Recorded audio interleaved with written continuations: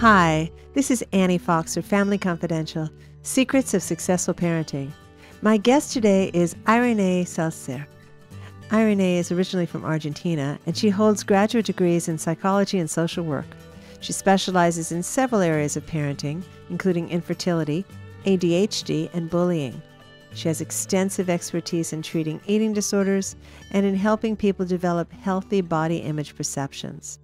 Iréne is also the author of the new book, 99 Tips to Reset the Table, Parenting in a Society Obsessed with Food, Weight, Obesity, and Body Image. Hi, Iréne, and welcome to Family Confidential. Hi, Annie. Thank you very much. Oh, my pleasure to have you here. And I'm so interested in talking to you about what you consider to be successful parenting in the realm of food and eating and family life. This podcast is called Family Confidential: Secrets of Successful Parenting. And we talk about all kinds of definitions of successful parenting, but I don't think we've ever talked about in the realm of eating and family style. So can you please give me a definition of what a successful parent in this realm looks like? I think a successful parent looks like someone that gets out of her or his child's plate.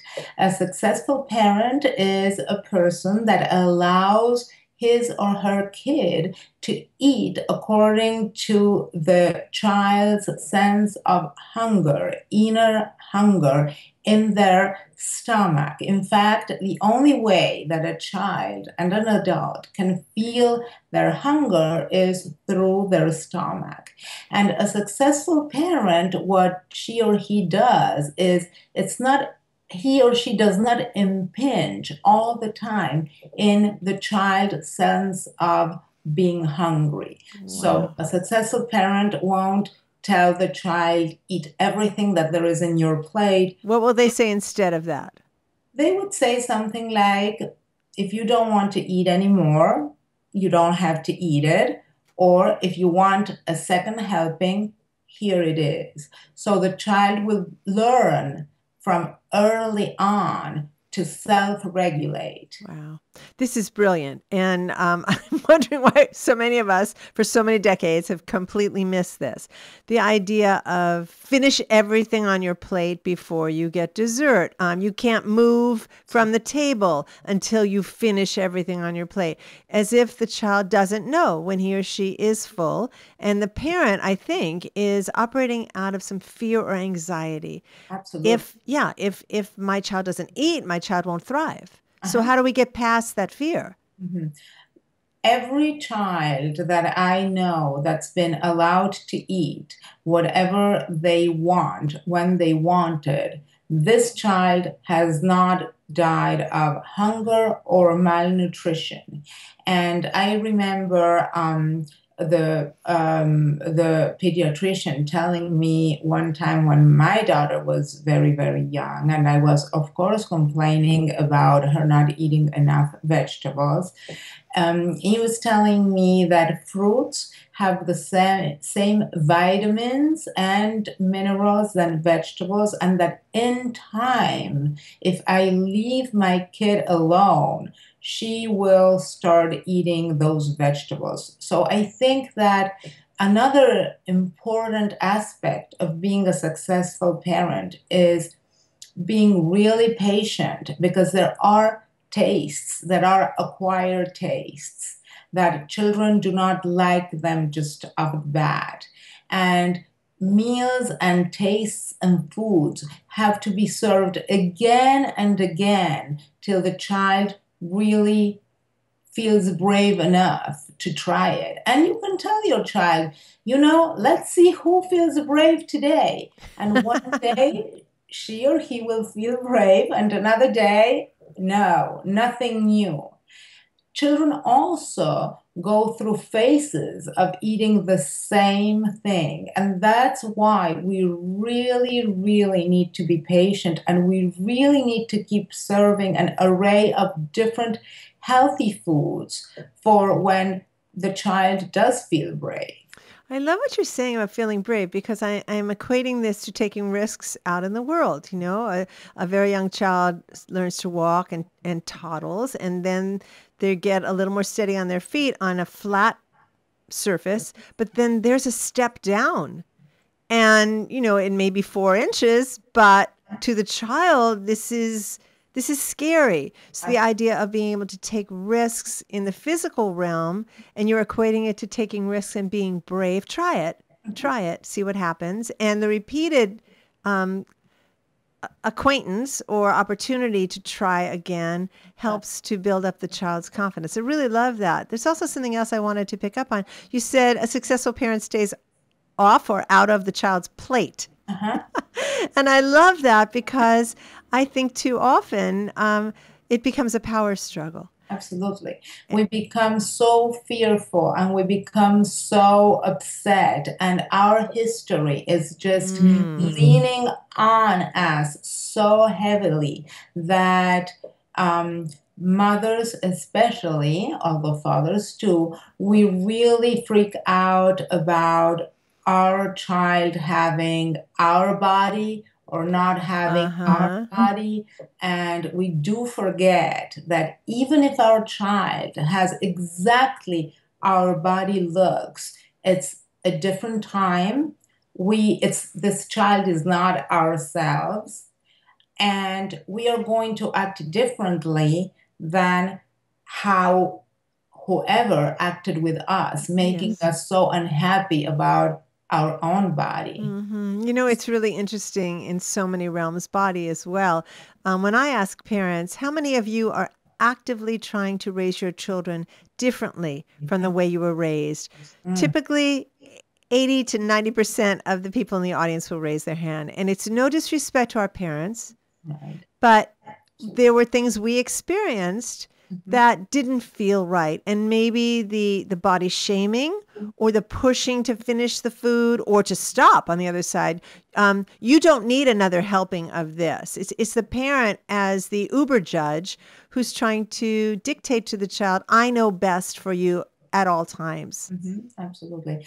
But you know what I think, Annie? Whenever we try to do something and we just move to the total opposite of whatever we live through, it doesn't really, really work, because instead of acting, we may be reacting.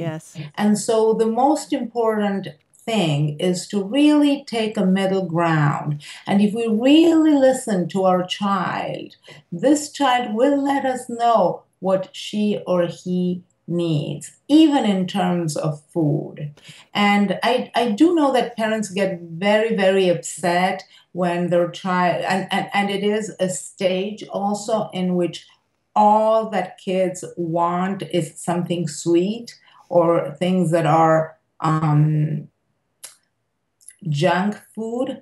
When I talk to parents, I try to avoid the word, and I try to make it fun for kids. So one day during the week, one kid will choose the dinner and one day another, and that day people can cook together or make it fun. And that would be an opportunity not to have the junk food without telling the kid, oh, today we're eating super healthy. There's not, that some things are better left unsaid, and just lead by example. I think you're very wise in that. I was also thinking that not only preparing the food and shopping for the food, but the opportunity to grow food. Even if you only have space for some herbs in a pot. I know children take great pride and pleasure in nurturing plants. And the idea that something that they help to grow is now part of this food that we're eating. Oh my goodness, that's very exciting. They love it. They love it. They love it. And they will eat it. Even if they grew spinach, they will eat the spinach because it's this important thing that they've done. Yes, I did that. The other thing I was thinking about is the idea of being patient, knowing that it's a process, that some foods are an acquired taste and take repeated exposures to. And I think that's, we can look back at our own experiences. When I was growing up in New York, we didn't have avocados. I never really I had no idea. I knew A started with the word avocado, but I didn't have a real world experience of avocado. Moving to California in my early 20s, I first tasted them, didn't like them very much, but now I adore them. So again, this repeated exposure, being positive and neutral without making it a power struggle, is very, very wise. So we got this thing going, as you've just decided. You've described in the home of a healthy environment for where kids can pick and choose and decide for themselves when they are full and when they are hungry. But how about the impinging culture outside the home that makes kids from a very early age dissatisfied with their bodies? And we're talking about body image here. How can parents, successful parents, work with that? Mm-hmm. It is true that the strength of what is out there is very poignant, and teenagers and tweens are for sure going to complain about their bodies Right. and the way they look. But we need to be very, very sure about what we do with our kids. And we need to maintain various things. First, mothers should not criticize themselves in front of the mirror. If a mother says, "Oh my God, I am so fat," or "Oh my God, look at my legs," or "I look bad because," your kid is going to be hearing it and taking it in, that that's the way a woman talks to herself. So is this daughters who are standing behind mom, or daughters and sons? Both, because sons need to learn that you don't look at girls and criticize them for the looks. Right. The second thing that you need, so you may want to say, "Oh my God, I look so fantastic today." I remember my daughter when she was little, she came and touched my tush and said, "Mom, this is really mushy." And I said, "Yes, it is. And yours is going to be equally mushy. And doesn't that feel great?" And she said, "Oh, yes, Mom, yes." Because for her, it was just a description. It is all of the other added things that are related to the media that makes bodies be something that is visual but not livable in. Good. So kids, we need to really, really be strong and not criticize ourselves, and maintain that there are different types of beauty, and teach them literacy. So when you're watching TV and you are seeing together like a video of someone singing that looks like perfect, you can talk about lighting in the room and how that changes, and you can talk about Photoshop, and you can talk as to how bodies are really to be lived in and to be enjoyed and not just to be looked at. No, I love that image and that message. That's so powerful and so different too, because we live in a very superficial kind of society. We're looking at images and we make judgments, snap judgments. Even you use the word perfect, and that's kind of interesting too. It's like, "Oh, she's so perfect looking. I wish I looked like her." Who defines what perfect is, especially if things are so enhanced with breast enhancements and hair extensions and all the artifices that are relied on. Yeah. Yeah, and then we can it's so ingrained that I use the word perfect, and we can tell our kids and us, we can know ourselves that perfect and ideal has changed throughout the times. So in the medieval times, having like red veins in our legs was a sign of beauty, because painters had just discovered how to paint red veins and the skin in such an exquisite way. And of course, heftiness was really beautiful. And so we can just have a conversation about how ideals change. Yes. And we're in the middle of, a certain phase, but that does not mean that we all have to go along like sheep and judge other people by some very narrow standard of beauty and or judge ourselves. Now, we only have a couple minutes left, Iréne, and I want to make sure that we touch on the role of dads in this healthy body image producing family life and has it to do with food as well. So where do dads fit in? The role of dads is so important, Annie. And sometimes dads do not know it. They don't know fully how important it is. Okay, so listen up, dads. Listen up, dads. This is the one thing that they will bring and show the girls how other men need to treat them. So if dads come in and say to the girls, oh, you need to lose weight, or you don't look good, then that's a no. And for boys, they will also understand and live through the example of dads, how they have to treat women. And when girls are so upset, one of the things that dads and moms can say is, you know what? Bodies change. You're 13, you're 14. I promise you, this is not forever. It's going to look different. And you know what? Dad might want to say, men like all kinds of different women. There is not just one taste.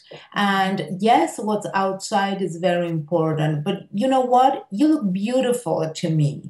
And just like you look beautiful to me, there are going to be so many men for whom you look equally beautiful. Yeah. That idea of inner beauty and self-confidence and how it radiates out. I always say to the teenagers who are emailing me and complaining about that they're not this enough or they're too much of whatever. And I say to them, when you truly love and accept the way you look, you are irresistible to other people. That level of confidence is what you're talking about. That's great. Before we close, I'd love for you to give our listeners and viewers an opportunity to find out where they can learn more about your work. Well, they can get my book, 99 Tips to Reset the Table, and it can be purchased at Amazon or through my website, Iréné Celcer, my last name, CELCER.com. That's great. I want to thank you so much for the time you've taken with us, Iréne. This has been educational for me, and I really appreciate the message that you're giving to our parents. Thank you, Annie. Thank you so much for having me here. Thanks. Have a good day. This is Annie Fox for Family Confidential. To learn more about my work with parents of tweens and teens, visit anniefox.com. And check out my parenting book, Teaching Kids to Be Good People, Progressive Parenting for the 21st Century. And my new book for tween girls, the Girls Q&A book on friendship, 50 Ways to Fix a Friendship Without the Drama. And if you like this podcast, please review us on iTunes. It will be a little thing for you, but it'll mean an awful lot to us. Family Confidential podcast is produced by Electric Eggplant, creators of books and apps for parents, kids, tweens, and teens. And tune in next time when my guest will be Susan Morris Schaffer. Susan is the Deputy Director of the Mid-Atlantic Equity Center, an organization that addresses educational equity and gender-related issues. She's also the co-author of How to Connect with Your iTeen. Until next time, happy parenting.